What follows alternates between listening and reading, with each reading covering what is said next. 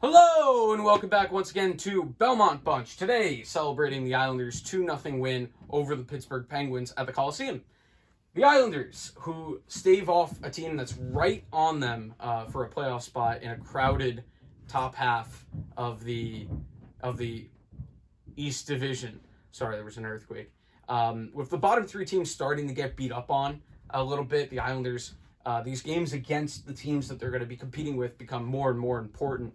And the Islanders, I said on the podcast earlier this week, Wednesday, that the Isles needed 2 wins in this 3-game span with Boston, Pittsburgh to really send out, a warning to the division that they're ready to go. And the Islanders succeed. They get 5 out of 6 points.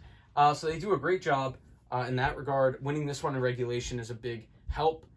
So Pittsburgh got 2 out of the 4 in this 2-game set, and the Islanders get 3 out of the 4. So you gained 1. The Isles get both goals via the power play, which is really, really looking pretty good. Wahlstrom gets his via a Crosby-esque, Ovechkin-esque, Line A-esque, ripper from the circle.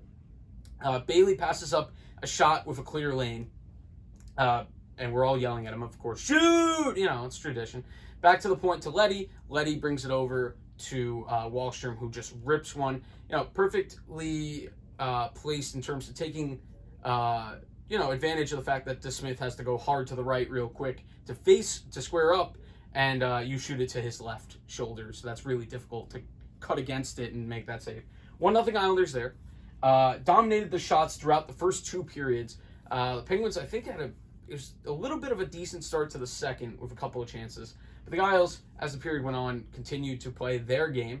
Barry said the other night, he was asked, is it frustrating for you to, lose continually, over and over to this team in similar ways in games where you feel like you look like you're playing well?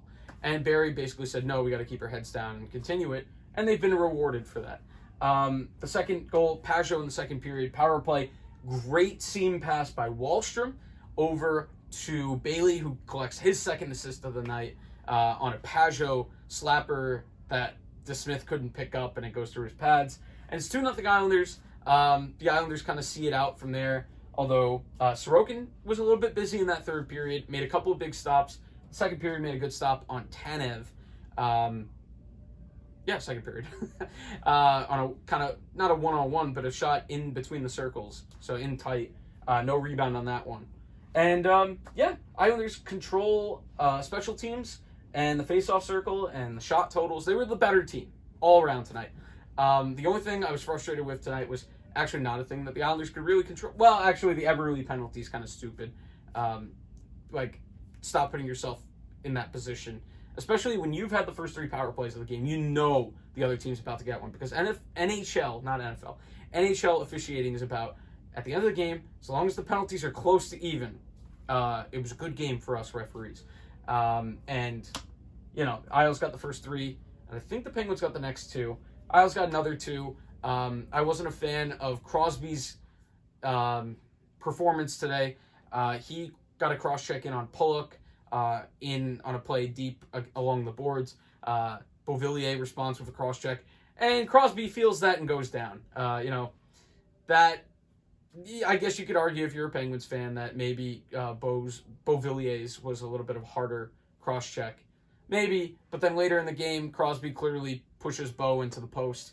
It's an obvious interference call. It's not called. Rust, a few minutes later, has a lighter version of the same thing and gets called for it. So, it's hard to say that it doesn't look bad for the refs, that they won't call that against Crosby, but they'll call a lesser version of it against Brian Rust.